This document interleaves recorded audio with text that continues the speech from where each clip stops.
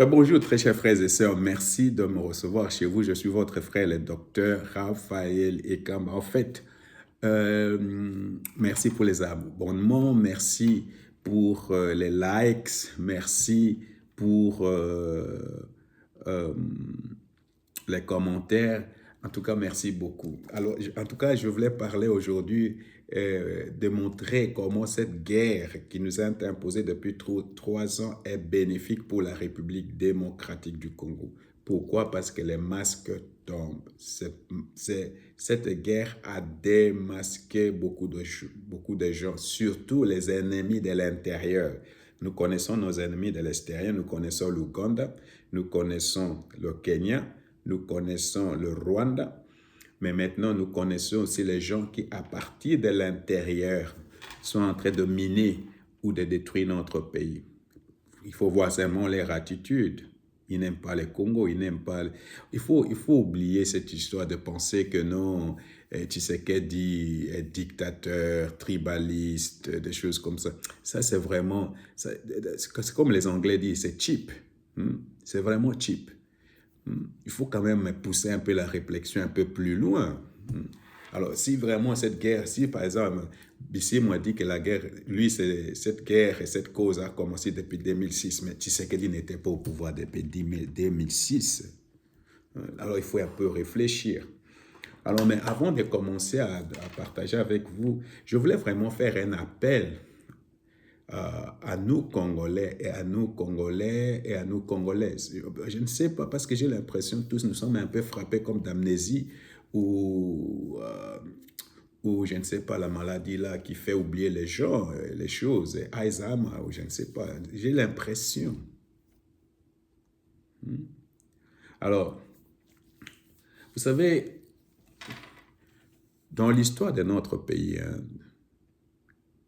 alors il y a d'abord quelqu'un qui a dit, pour vraiment se projeter dans l'avenir, il faut comprendre l'histoire.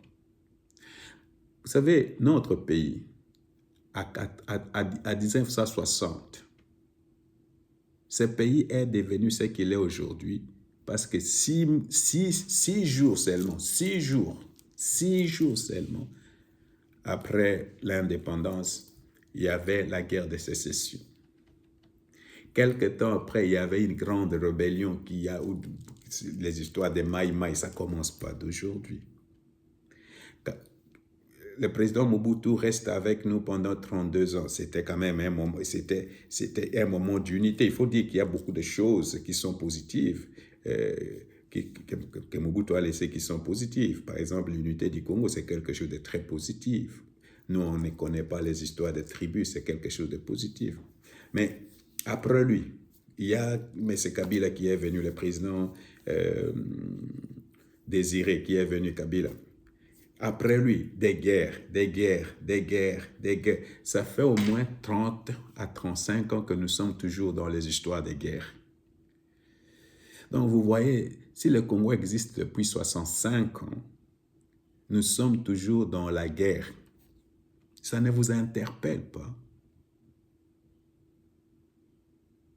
Imaginez si on prenait les 65 ans là et qu'on les mettait au service du développement. On serait quelque part, n'est-ce pas? Réfléchissons seulement. Mais non pas seulement ça. Il paraît que José Kabila était le père de l'alternative pacifique. J'attendais ça tout le temps, alternative pacifique. Qu'est-ce qui justifie que lui, le père de l'alternative pacifique, va aller maintenant habiter à Goma? Qu'est-ce qui justifie ça? S'il y avait une alternative pacifique. Qu'est-ce qui justifie? Nanga lui-même l'a dit. Par lui est venue une alternative pacifique ou une transition pacifique du pouvoir au Congo. Lui, Nanga, qu'est-ce qu'il fait dans la rébellion? Alors, comment expliquer que les Congolais acceptent de se faire parrainer, de se faire accompagner par les militaires étrangers pour venir voler, pour venir violer, pour venir tuer, pour venir exterminer, s'aimer la désolation, s'aimer la division, détruire notre pays. Et il y a quelques inconscients au niveau de Kinshasa ou au niveau de la République qui disent Nangayagak. Ou bien qui disent ah, Joseph Kabila Azonga. Je me pose la question, est-ce que nous, les Congolais, nous sommes des sardines? Vous savez ce que c'est qu'une sardine, hein? Des gens sans tête. Parce qu'une sardine ne connaît même pas, la tête est restée très loin ailleurs. C'est pourquoi je parle d'amnésie, c'est pourquoi je parle d'Alzheimer. Je ne sais pas qu'est-ce qu'il y a avec nous. Comment on peut souhaiter quelque chose comme ça à notre République? Moi, je ne parle pas maintenant de Tshisekedi, je parle seulement d'une cause nationale. Une guerre qui nous a imposée devait être une cause nationale, quelque chose qui nous rallie tous. Alors, vous allez trouver les syndicats par-ci, il y a des gens par-là, il y a des gens... Et tout ça, les gens se moquent de nous.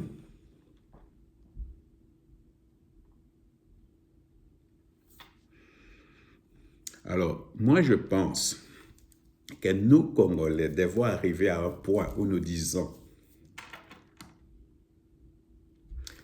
quelqu'un qui prend les armes pour tuer les Congolais et les Congolaises ne peut plus accéder au pouvoir. Quelqu'un qui tue les Congolais, quelqu'un qui vient tuer les Congolais, quelqu'un qui vient pour voler les richesses, il ne peut plus accéder au pouvoir et doivent être punis très sévèrement. C'est pour cette raison que cette histoire de rébellion, si vraiment on leur donne par exemple des amnisties et tout ça, je ne sais pas, hein, je ne sais pas ce que ça va donner.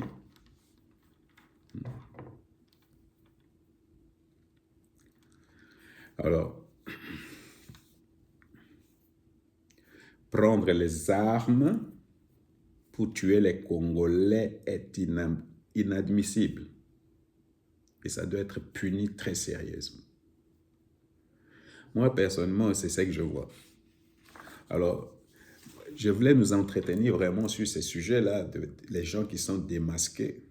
Parce que maintenant, on voit que c'est clair. Mais le sujet vraiment sur lequel moi j'ai travaillé aujourd'hui, c'était vraiment qu'est-ce qui va se passer après que cette guerre soit finie. Après que Kagame soit parti. Après, qu'est-ce qui va se passer? Qu'est-ce qui va se passer au Rwanda? Qu'est-ce qui va se passer au Congo?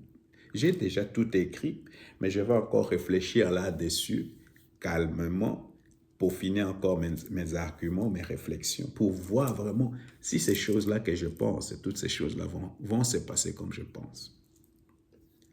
Alors peut-être vous devez aussi commencer à réfléchir là-dessus. Qu'est-ce qui va se passer quand vraiment la guerre sera finie? C'est-à-dire, je me projette déjà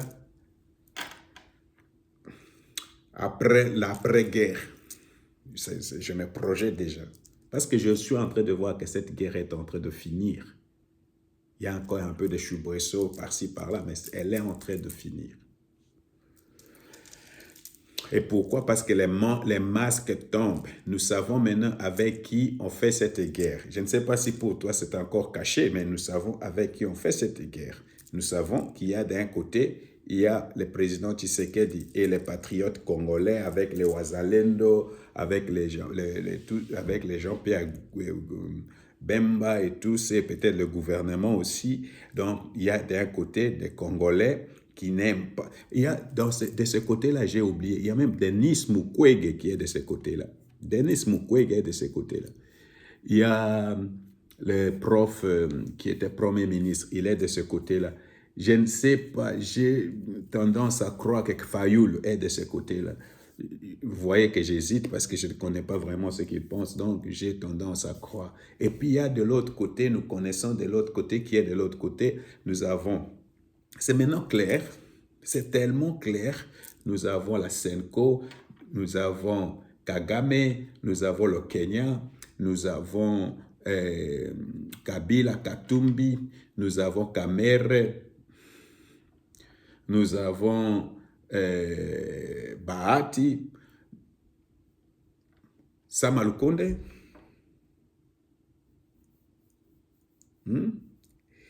Alors, parce que moi, dans ces cas-là, j'ai mis et les opportunistes et les équilibristes. Ils sont tous dans un coin.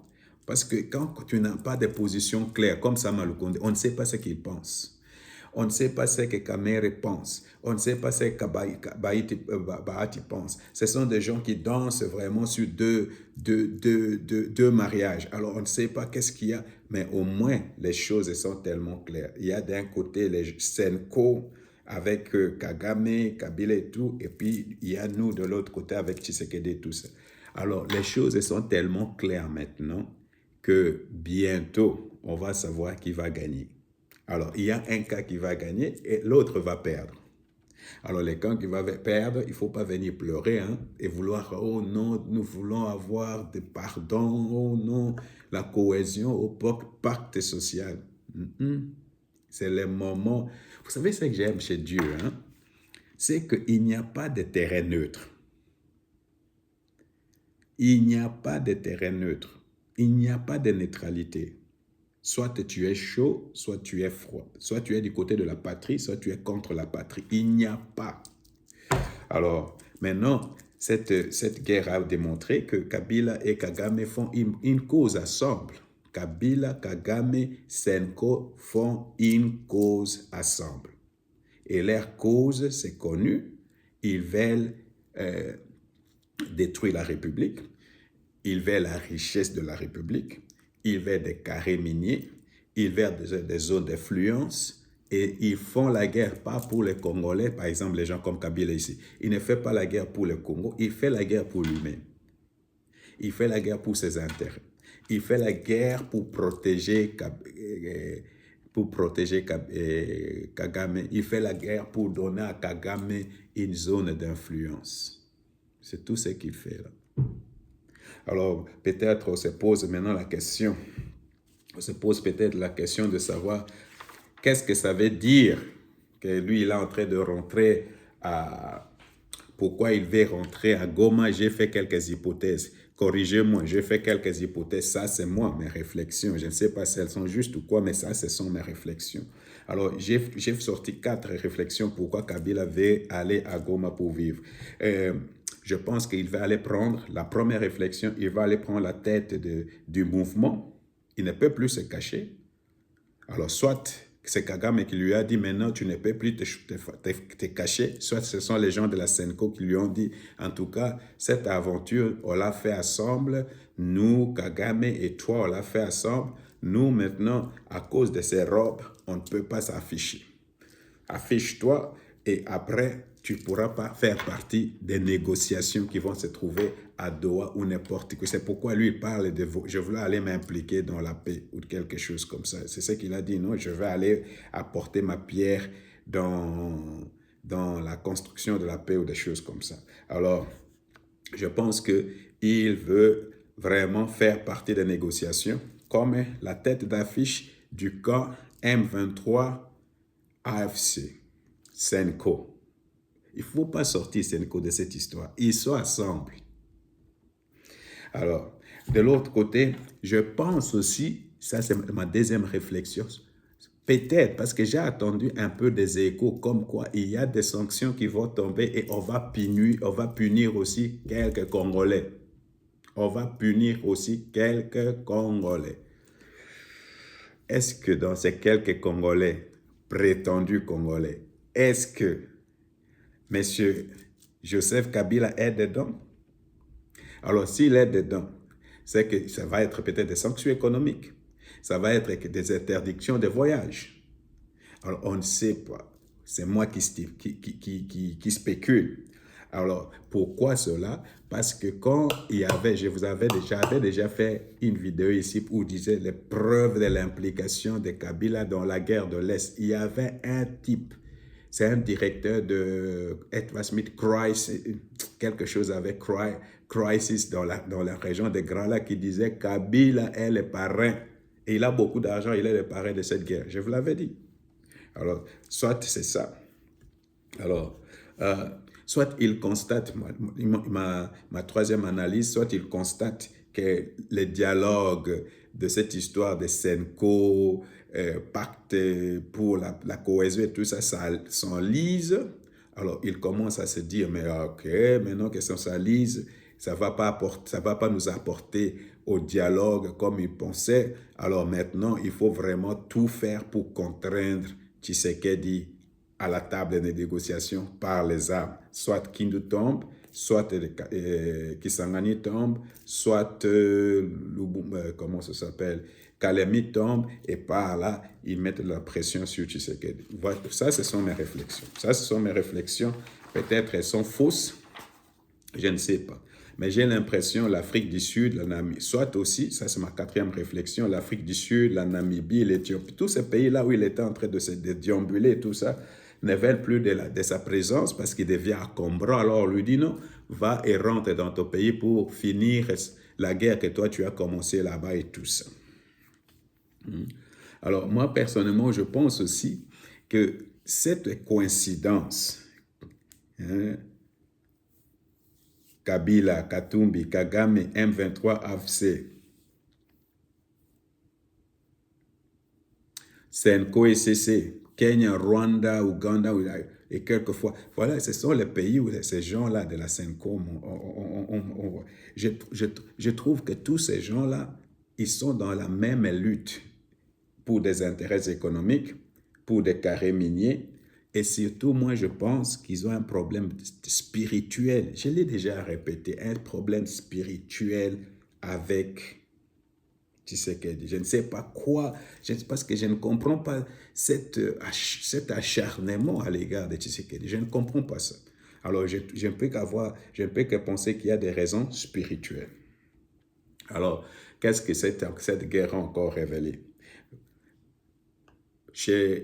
Chez Kabila, ce sont les masques qui sont tombés. Chez la Senko, c'est peut-être les robes qui sont tombées, les robes blanches sont tombées. Cette image de respectabilité, l'image de pureté, l'image de sage et tout ça. Bon, cette histoire, c'est fini. On a compris que ces gens-là, ils ne roulent pas pour le Congo. Ils ne roulent pas pour les Congo. Alors, laisse-moi citer ce que moi j'ai écrit, que je pense, pourquoi ces gens-là ne roulent pas pour les Congo. D'abord, les messages sur les sanctions. Ils pensent qu'il ne faut pas donner des sanctions au Rwanda, par exemple, parce que les sanctions sont contre-productives. Ils ont les mêmes discours que Kagame et Kabila. Ils ont les mêmes discours. Maintenant, il y a par exemple Maman Olive. Mon mari est un général. Nous allons revenir. Chole, il y a un homme fort qui va venir. Au Muteba et Ambongo, leurs discours. Les discours de Kamitatu. Mais maintenant, le plus important pour moi, c'est les masques sont tombés sur les financements. La question était toujours, qu'est-ce qui vous finance vos voyages ici? Qui finance vos voyages? Alors, je ne sais pas si c'est le Saint-Esprit ou c'est tout simplement un problème de communication. Ça veut dire, comme les gens se posent cette question et que cette histoire-là sera révélée, alors eux-mêmes, ils viennent pour nous dire, nous avons été même financés par le Rwanda. Alors, vous voyez, qu'est-ce que cette guerre nous montre? Cette guerre nous montre vraiment les gens qui sont contre la République. La Senko est contre la République. Ils ne sont pas seulement contre Tshisekedi, ils sont contre la République. Ils n'aiment pas la République. Il faut qu'on se le dise, il ne faut pas qu'on se le cache. Moi, je pense même que Monseigneur Muteba, c'est quelqu'un qui est vraiment en voie de sécession.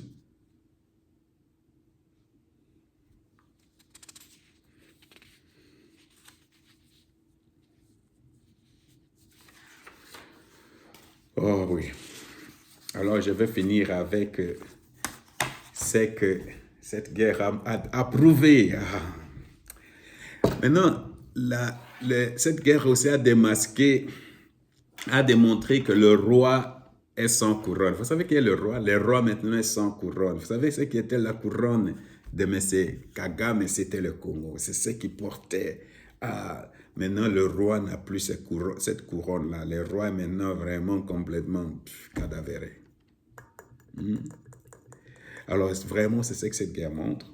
Vous savez, il y avait les dernières commémorations, les dernières commémorations isolées des Kwibuki.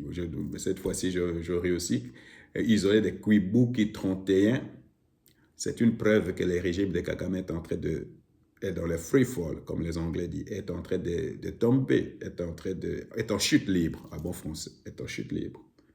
Même Ruto Museveni et les complices dans les vols des minéraux au Congo ne sont pas venus. Alors, il y a leur ministère des Affaires étrangères qui a pondu un communiqué des Affaires étrangères qui a pondu un communiqué. Il déplore, tu sais pour les gens, pour ces gens-là, surtout les Tutsis. Kagame, c'est le sauveur du Rwanda, le modèle c'est comme ça, on parlait toujours de Kagame, sauveur du Rwanda, un modèle de stabilité en Afrique, un modèle de sécurité, de prospérité. Et l'Occident applaudissait partout, on déroulait les tapis rouges partout, il était sur tous les podiums de discussion. Il fournissait des soldats aux Nations Unies et tout ça, et un allié très sûr, surtout dans les histoires de protection. Hein. C'est pourquoi, par exemple, comment ça s'appelle, Total les utilise. Maintenant, Kagame lui-même parle de survie. Je ne sais pas si vous avez remarqué ça. Nous allons survivre. Kagame parle de survie. Survivre, ça veut dire les choses sont très dures. Vous savez, d'ailleurs, dans son discours là, il dit maybe we have just one chance. One chance. So, lui là, il est en train de parler de survie. C'est quelque chose vraiment, ça les coince, hein? Ça fait mal. Ok. Et c'est dans ce contexte-là que ces histoires de Go to Hell est venue. Alors, vous voyez, les chantages de la victimisation, le poison, les mensonges sur le Congo, les génocides de tous, les discriminations, toutes ces histoires-là ne fonctionnent plus. Alors, qu'est-ce qu'il y a? Il crie, pleure comme un bébé. Pourquoi? Parce que les 20 contre lui, les parrains, même quand ils pleurent comme ça, ils ne regardent même plus. Maintenant, dans ce communiqué-là de ces messieurs-là, il y a ceci. Certaines nations ont choisi de s'en éloigner. C'est la seule phrase que j'ai sortie de ce communiqué des affaires étrangères. Hein. Certaines nations ont choisi de s'en éloigner, de s'éloigner de Kibwiki. Certaines nations, ce sont... Hein? Pourquoi? Parce qu'il n'y a pas de mots de condoléances, il n'y a pas de racontes. Alors, il n'y a pas de taper sur les épaules, arrêter de pleurer. Après 35 ans, 31 ans, arrêter de pleurer, arrêter de pleurer. Alors, les Blancs disent, cette histoire d'arrêter de pleurer, on ne le fait plus. Et Kagame commence à pleurer lui-même, comme un bébé. Alors, vraiment, tu sais, les pays qui se sont éloignés, c'est la France. Pourquoi? Parce que Macron devait y aller, mais Macron a annulé. Il y a la Belgique. Alors, ce qu'ils ont oublié est que tous ces pays-là ont pris des décisions comme quoi il n'y aura plus de visites officielles au Rwanda. C'est parmi les sanctions. Ils ont oublié ça. Hein? Ils ont oublié que tous ces pays-là ont pris cette décision-là. Alors, c'est pourquoi, je ne sais pas, on va voir qu'est-ce que ça va se passer avec, comment ça va se passer avec la francophonie. Il y a une conférence sur la francophonie qui va se tenir là-bas. On va voir une conférence, ou je ne sais pas, une rencontre autour de la francophonie qui aura là-bas. On va voir comment ça va aller. On va voir comment ça va aller. Alors voilà, parce que vous savez, moi je regardais souvent une émission qu'on appelle Majuscule Propos, je pense comme ça, au Rwanda. J'ai regardé cette émission-là depuis que la guerre a commencé, tout simplement pour comprendre qu'est-ce que les Rwandais sont en train de penser. Alors, dans cette émission-là, je ne sais pas s'il y a beaucoup d'entre vous Congolais qui le regardaient. Il y avait, par exemple, c'est animé par une certaine Edith Sabiti. Il y a des invités comme, l'un des invités venait de mourir, hein, Alain Mukunduru, je ne sais pas. Il y a Katete Niragabo qui vient souvent, il est maître. Il y a Kataba Sitit qui vient souvent là-bas. Ils font des analyses où ils se réfléchissent, mais ils ne réfléchissent pas. Tu sens que vraiment... Alors tout ça, c'est pourquoi je voulais finir vraiment cette petite intervention que je fais aujourd'hui pour poser cette question. Parce que souvent dans cette émission-là, on nous a insulté, nous les Congolais. Tu n'as pas d'idée, comme quoi nous ne sommes pas intelligents. Les tout, ils sont plus intelligents que nous, les Congolais. D'abord, je voulais leur dire, hein, moi j'ai étudié avec des Rwandais et ils savent combien... Ils savent, non? Ils savent. Les tout, ils sont beaucoup plus intelligents. Ils savent. Les Hussein qui étudient avec moi, ils savent. Ils doivent dire à leurs amis si les Bantous ne sont pas intelligents. Alors, on nous dit cela, oh, ils sont plus intelligents que nous, les Bantous. Ils parlaient même de créer la République du Kivu. Alors, maintenant, parce que j'ai l'impression, ça ne marche plus, hein, là-bas. Hein? Là aussi, je ne sais pas. Attention, ça va? Parce que ce n'est que le début. Je pense, et j'ai 3 questions pour vous. Qu'est-ce qui va se passer avec vous, le Rwandais, Tuti, quand Kagame ne sera plus là? Qu'est-ce qui va se passer avec vous? Qu'est-ce qui va se passer? C'est un devoir, je vous donne. Il ne faut pas venir dire « Oh, nous sommes des frères africains, nous voulons venir au Congo. » Non, restez au Rwanda. « Oh non, vous savez, tout ça, c'était la guerre. » Non, non, non, non. « Oh non, on doit se rencontrer. » Non.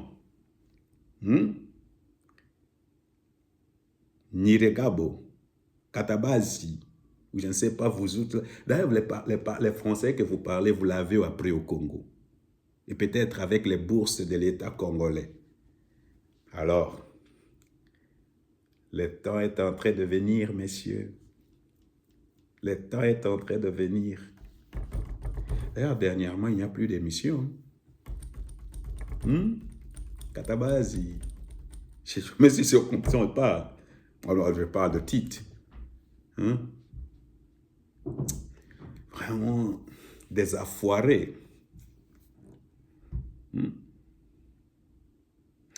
On va se rencontrer un jour. La guerre est en train de finir et on va se rencontrer, Tite. Alors, vous allez nous dire combien de fois, vous, le Rwandais, vous êtes plus intelligents que nous, les Congolais. Vous allez nous le dire. Très chers frères et sœurs, restons unis. Nous devons avoir la cause de défendre ce pays et de ne pas permettre les gens qui sont parrainés pour venir tuer nos frères, nos sœurs, les violer, prendre nos richesses, pour que ces gens-là, par ces billets-là, arrivent à Kinshasa pour venir nous gouverner. C'est inadmissible. C'est vraiment seulement un peuple sans âme peut accepter quelque chose comme ça. Que le Seigneur nous bénisse.